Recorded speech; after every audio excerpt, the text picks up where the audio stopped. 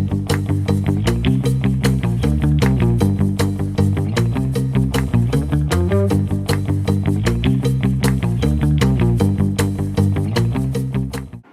दोस्तों, पिछले लेक्चर में हम लोगों ने देखा था कि कैसे हमारे इंडिया और सिंगापुर के जो टाइज थे वो डेवलप हुए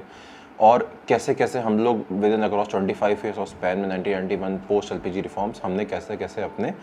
रिलेशंस को महत्वपूर्णता दी। अब हम लोग देखते हैं आज के लेक्चर में इंडिया जापान की इंडिया जापान का रिलेशनशिप कैसे नर्चर हुआ, क्यों कभी जापान इकलौता ऐसा देश है जो कभी भी इंडिया का एडवर्सरी नहीं रहा। इनफैक्ट वो हमेशा कोऑपरेशन और एक कॉम्पिटिटिव मॉड्यूल की तरह हमारे संग बिहेव किया हर सेक्टर्स में अक्रॉस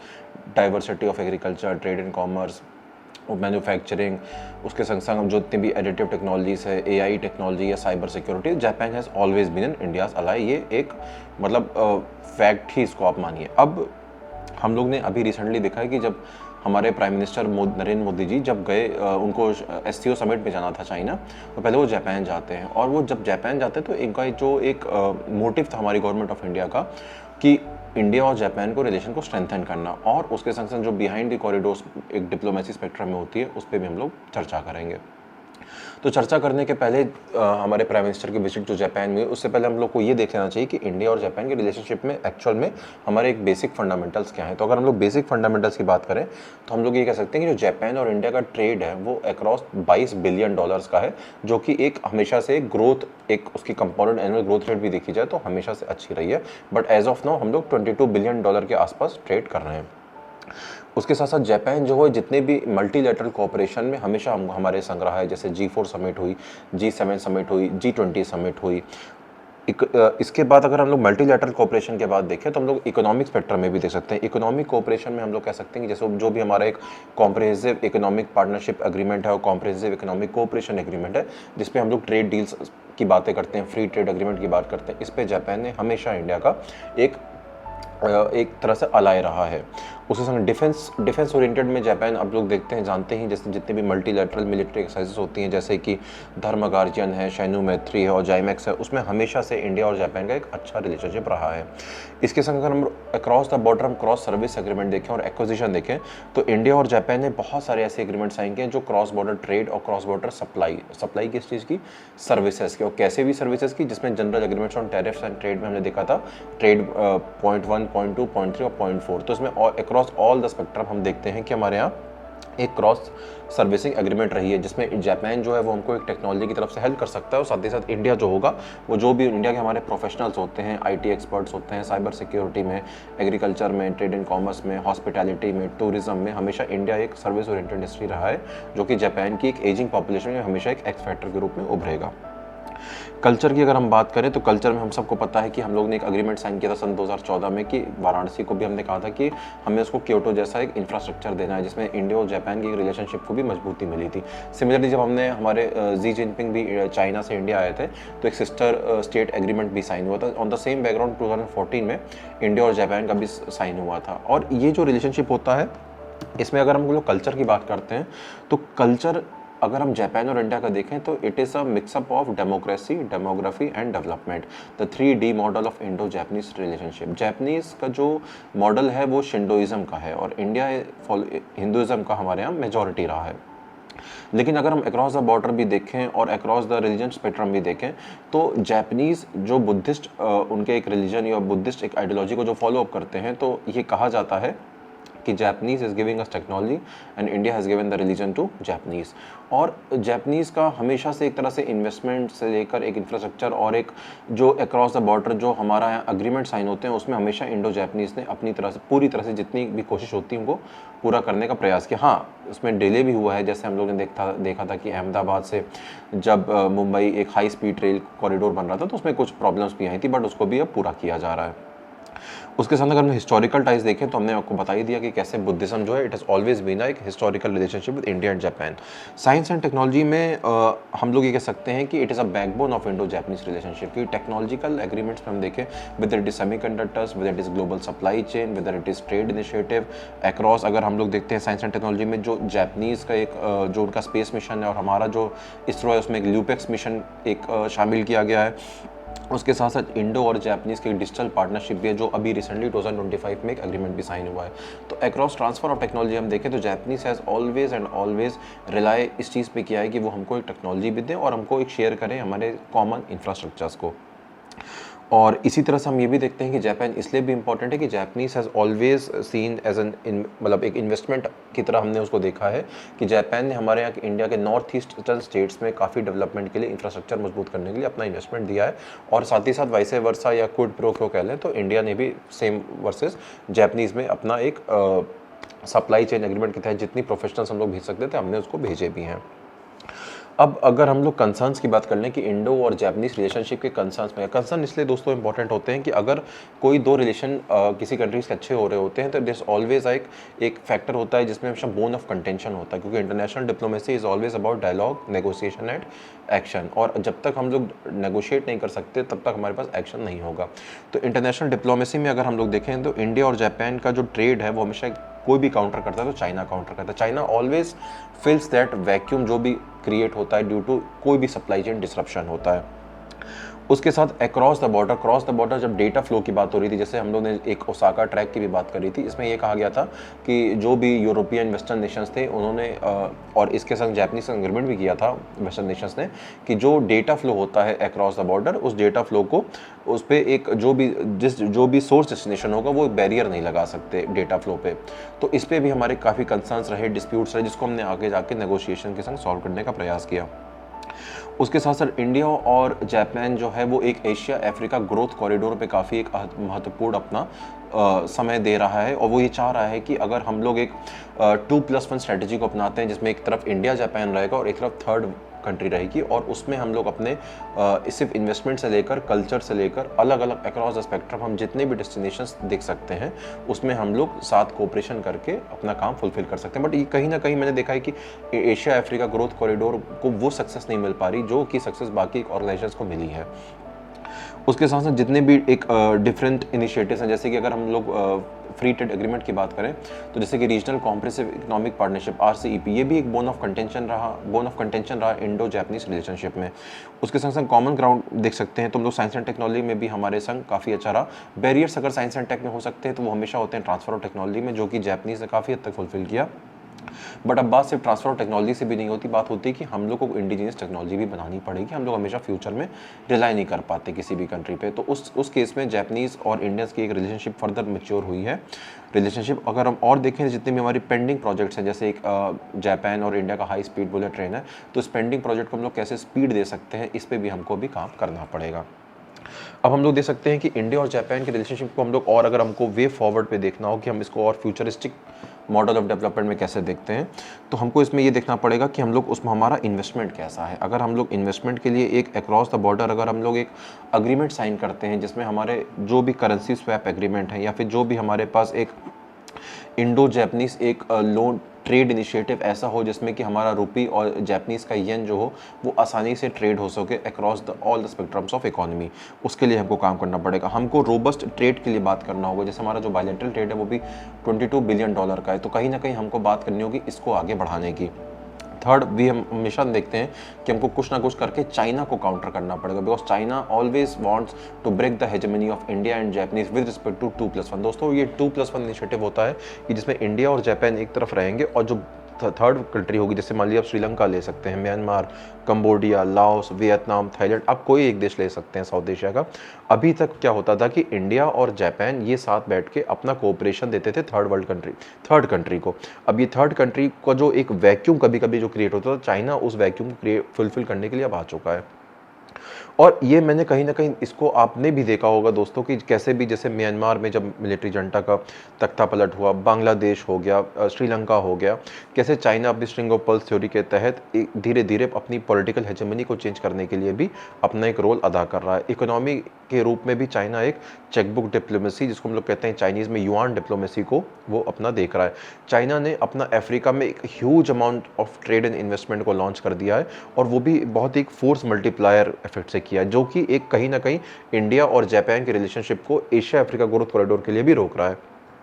तो मुझे ऐसा लगता है और ये आपका भी मानना होगा दोस्तों कि कहीं न कहीं जो 2+1 इनिशिएटिव है, जिसमें हम लोग कह सकते हैं कि चाइना को काउंटर करने के लिए हमें वापस से अपनी इंडिया और जापानीज़ रिलेशनशिप को मजबूत करना होगा।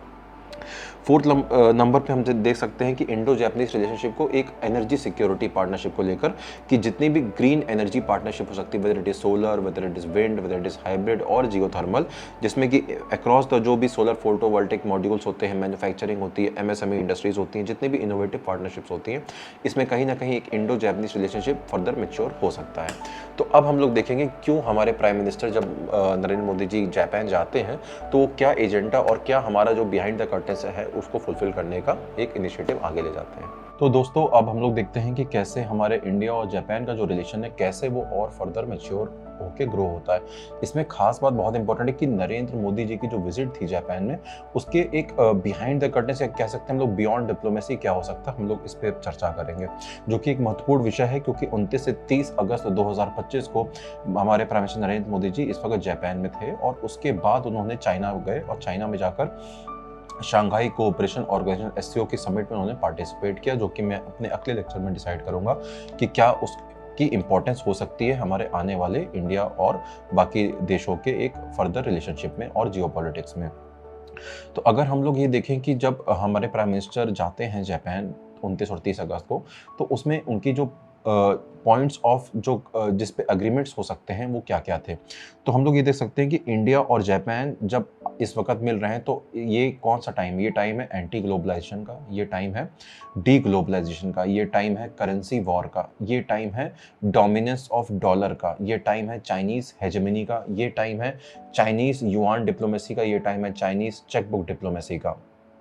तो जब ये जो वर्ल्ड ऑर्डर है, जब ये एक हमारा old world order versus new world order पे डिबेट चल रही है, जब ये बात चल रही है कि क्या यूनाइटेड स्टेट्स अमेरिका क्या हमेशा हमारा अभी भी रिलायबल पार्टनर है या हमको अपनी फॉरेन पॉलिसी में शिफ्ट करना होगा, तो कहीं ना कहीं मैं ये देखता हूँ कि जो यूएस टैरिफ है, यूएस टैरिफ के जो एक एग्रीमेंट के माहौल से कहीं ना कहीं एक मिनीलैटरल्स या जो मल्टीलैटरलिज्म हो रहा है, जो भी ग्लोबल वर्ल्ड ऑर्डर में चेंजेस आ रहे हैं, ये हमको देखने को मिलेगा, जिसकी शुरुआत इंडो जापानीज और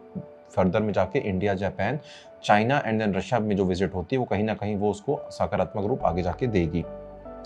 दूसरा मैं ये इसको देख सकता हूँ फैक्टर को कि एक चाइना फैक्टर होता है। China factor has always been a bone of contention between India and Japan. ये मैंने आपसे अभी भी डिस्कस किया था कि जो चाइनीज फैक्टर है वो क्या कर रहा है कि चाइना हमेशा इंफ्रास्ट्रक्चर प्रोजेक्ट्स में खूब ह्यूज इन्वेस्टमेंट्स कर रहा है, इतने ज़्यादा इन्वेस्टमेंट्स कर रहा है कि वो इकोनॉमी के संग संग अपनी स्किल्स, अपनी रिसोर्सेस, अपनी टेक्नोलॉजी भी दे रहा है और बदले में दूसरे देश से क्या लेता है, लॉन्ग टर्म एग्रीमेंट या लीज एग्रीमेंट पे उस एरिया को लेता है और अपनी स्ट्रेटेजिक पार्टनरशिप, अपने स्ट्रेटेजिक अलायंसेस और अपनी स्ट्रेटेजिक डेप्थ को कहीं भी वो नहीं छोड़ रहा है। सेम चाइना ने हमने देखा है अफ्रीका में किया, सेम चाइना ने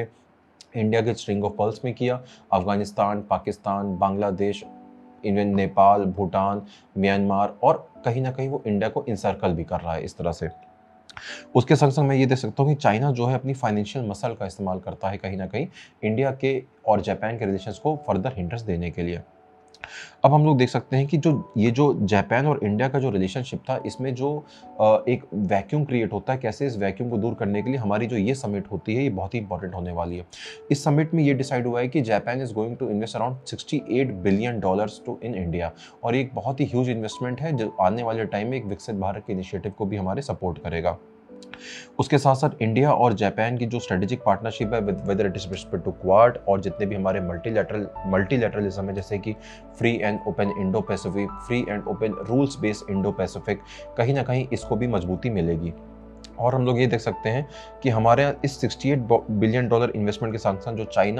जापान और इंडिया का जो रिलेशनशिप है वो कहीं ना कहीं जापानीज का जो स्पेस मिशन है जैक्सा और इंडिया का जो इसरो है वो चंद्रयान 5 पे भी अपने एग्रीमेंट्स साइन कर रहे हैं। उसके संग संग हम लोग ये देखते हैं कि कैसे सेमीकंडक्टर पार्टनरशिप में भी इंडिया और जापान एक साथ आ रहा है। एग्रीकल्चर के संग संग ट्रेड एंड कॉमर्स और डेफिनेटली जो आर्टिफिशियल इंटेलिजेंस है इसके ऊपर भी काफ़ी एग्रीमेंट साइन होते हुए हम लोग को दिखे हैं।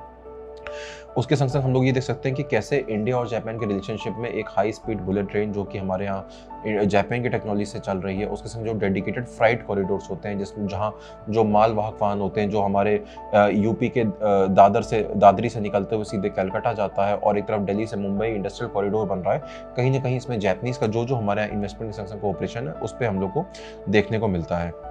इसीलिए हम लोग ये कह सकते हैं कि जो इंडिया और जापान का जो रिलेशनशिप है वो बहुत ही मल्टीपल फैक्टर्स पे डिपेंड करता है। अब इस रिलेशनशिप को अगर हम ओवरऑल कंपेयर करते हैं इस विजिट में, तो हम लोग देखते हैं कि ये विजिट हुई है बायलैटरल रिलेशंस को मजबूत करने के लिए, साथ ही साथ मल्टीलैटरल वर्ल्ड ऑर्डर में इंडिया और जापान की फ्रेंडशिप और कोऑपरेशन को बढ़ाने के लिए, और थर्ड नंबर पे हम देखते हैं कि कैसे इंडिया और जापान एक सिक्योरिटी नेट सिक्योरिटी प्रोवाइडर भी बन सकते हैं बाकी देशों के लिए, क्योंकि हम लोग ने ये देखा है कि चाइना ने कुछ भी करके इंडिया और जापान का 2+1 स्ट्रेटेजी ब्रेक करने का भी इसमें अहम प्रयास किया है। दोस्तों, अगर हम लोग ये देखते हैं कि सन 2008 में इंडिया और जापान ने एक एग्रीमेंट साइन किया था, इसको कहते थे joint declaration on security and cooperation. अब 2025 में इसी का नाम बदल के रख दिया गया है इकोनॉमिक सिक्योरिटी इनिशिएटिव, जिसको हम लोग कहते हैं ESI, जिसमें इंडिया और जापान एक बहुत ही स्ट्रेटेजिक डेप्थ के संग आगे बढ़ रहे हैं। इसके साथ साथ इंडिया और जो जापान है वो कहीं ना कहीं एक डेमोक्रेटिक फ्रंट पे एक परमानेंट रिलायबल पार्टनर बनने की कोशिश कर रहे हैं। एक डेमोक्रेटिक परमानेंट रिलायबल पार्टनर एक ऐसा टर्म होगा जो कि इंडिया और जापान रिलेशनशिप को और मजबूत करेगा, क्योंकि इंडिया और जापान एक ऐसे देश हैं जो कहीं भी हमारे इनफैक्ट हमारे जो जितने भी नेबरिंग स्टेट्स हैं उनकी इंटरनल पॉलिटिकल हेजोमनी में डायरेक्ट इंटरफेरेंस ना करके आउटसाइड से जितना भी कोऑपरेशन हो सकता है वो प्रोवाइड करते हैं। इनफैक्ट जबकि चाइना जो होता है, हमेशा एक एलिगेशंस लगते हैं कि चाइना अपनी मसल पावर और इकोनॉमिक टेररिज्म को भी यूज करके कुछ ना कहीं किसी भी कंट्री के जो इंटरनल पॉलिटिकल रिजीम है उनको चेंज करने का प्रयास करता है। तो कहीं ना कहीं इंडिया जो अपनी डिप्लोमेटिक एक्सपर्टीज देगा और चाइना जापान जो होगा वो अपनी partnership for quality infrastructure PQI, इसके तहत इंडिया अपनी डिप्लोमेटिक एक्सपर्टीज देगा और जापान PQI के तहत पार्टनरशिप फॉर क्वालिटी इंफ्रास्ट्रक्चर के तहत अपनी इकोनॉमी में इन्वेस्टमेंट्स, इंफ्रास्ट्रक्चर, स्किल्स और रिसोर्सेज को देगा। और कहीं ना कहीं मैं ये देखता हूँ कि इंडो जापानीज रिलेशनशिप जो है वो साउथ एशिया में एक डेमोक्रेटिक एक ऑल्टरनेटिव एक मॉडल लेके आएंगे। साथ ही साथ इंडिया और जापान दोनों आपस में जितने भी हमारे आइलैंड और जितने भी हमारे कोस्टल स्टेट है उसमें ह्यूज अमाउंट ऑफ इन्वेस्टमेंट भी ला सकते हैं, क्योंकि हमको क्या करना है, हमको स्मार्ट आइलैंड बनाने हैं। जैसे हमारे अंडमान निकोबार है, लक्षद्वीप है, कहीं ना कहीं यहाँ पे इनकी एक strategic security point of view से ये बहुत इंपॉर्टेंट है, जिसमें इंडिया और जापान आपस में एक दूसरे को मैरीटाइम कॉरिडोर के तहत एक दूसरे की कोऑपरेशन के साथ आगे बढ़ेगा। और एक जो वेरी इंपॉर्टेंट चीज़ होती है इंडो जापानीज रिलेशनशिप में वो ये होती है कि जैसे चाइना क्या करता है, अगर चाइना पाकिस्तान के साथ रिलेशनशिप बिल्डअप करता है तो कहीं ना कहीं चाइना जो है उसके हाई स्टेक इन्वॉल्व होते हैं पाकिस्तान ऑक्युपाइड कश्मीर में। सेम चाइना बांग्लादेश में करता है, सेम चाइना नेपाल के साथ कर रहा है। तो जिन जिन देशों की बाउंड्री इंडिया से लग रही है, सपोज जैसे हमारी इंडिया पाकिस्तान की रिलेशनशिप की बाउंड्री लगती है, तो जो पाकिस्तान ऑक्युपाइड कश्मीर है, अब ये एक जो पहले बायलैटरल था इंडिया और पाकिस्तान के बीच में, अब ये ट्राइलैटरल हो जाएगा इंडिया, पाकिस्तान और चाइना के बीच में। चाइना हर देश के साथ वो कर रहा है जो वो इंडिया के अगेंस्ट हमेशा करना चाहा है। इन सब मुद्दों पर भी हम इंडिया और जापानीज एक साथ हम आते हुए हमको दिख रहे हैं, क्योंकि कहीं ना कहीं जो भी एक स्ट्रेटेजिक थिंकिंग को अल्टरनेट करने का प्रयास किया गया है, जैसे कि मैंने आपको बताया इंडिया पाकिस्तान रिलेशनशिप में ही जो हमारी एक POQ को लेकर एक स्ट्रेटेजिक थिंकिंग को बदलने का प्रयास किया गया, उसकी रोकथाम के लिए कहीं ना कहीं एक इंडिया और जापान जो एक स्ट्रेटेजिक डेप्थ बनाएंगे, चाहे वो China, Myanmar, Laos, Cambodia, Vietnam, Thailand में हो, या फिर वो अफ्रीका में इन्वेस्टमेंट के फॉर्म में हो, जिसमें नामीबिया है, नाइजीरिया है, जिम्बाब्वे है, अलग अलग तरह के देश हैं जहाँ पर रिसोर्सेज के संग संग हम लोग स्किल भी प्रोवाइड कर रहे हैं। तो कहीं ना कहीं ये इंडिया और जापान के रिलेशनशिप को मुझे लगता है ये आगे ले जाएगा, एक नेक्स्ट लेवल पे ले जाएगा। तो अब इसके बाद हम, और ये सब जो बिहाइंड द कर्टन्स या बिहाइंड द डिप्लोमेसी जो हम लोग देखते हैं, ये कहीं ना कहीं इसमें R&AW की बहुत महत्वपूर्ण एक उसमें रोल होता है, और के साथ साथ जो हमारे नेशनल सिक्योरिटी एडवाइजर हैं अजीत डोभाल जी, उनका तो रोल है ही है। तो फर्दर अब हम इसके आगे देखते हैं कि कैसे इंडिया, रशिया और चाइना का रिलेशनशिप आगे बढ़ता है, और कैसे SCO समिट में एक इंडिया का एक अग्रेसिव रोल भी हमको देखने को मिलता है। Thank you.